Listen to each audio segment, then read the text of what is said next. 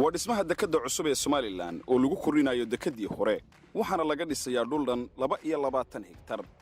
waxay hirgelinaysaa dhismaha dekadani isla markaasina nashqadisay muuqaalka ay yeelan doonto mustaqbalka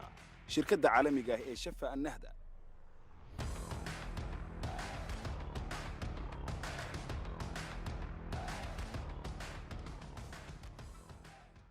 markabkani waxaa lagu magacaabaa Harbour Dredger waxaana uu qodayaa dekadda gunteeda hoose isagoo saacadiiba soo tuuraya ilaa 3,000 oo cubic mitir oo isugu jira ciid iyo biyo waxa badda hoosteeda la qoday ama laga soo nuugay ilaa 480,000 oo cubic mitir oo ciid ah isla markaasina loo isticmaalay ama lagu dhisay qaybaha kala duwan ee dekadda 3 hektar ama 400 oo mitir oo kamid ah dhismahani waxa ku soo xidhan doona maraakiibta waaweyn waxaana lagu qaraacay biraha dhaadheer ee lagu dhiso dekadaha caalamiga ah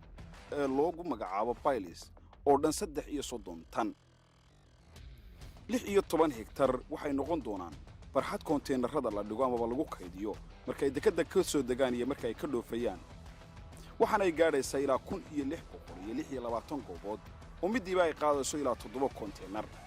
waxaa ka mid ah 42 goobood oo loo dhigi doono konteenarada qaboojiyaasha ama loo yaqaano river containers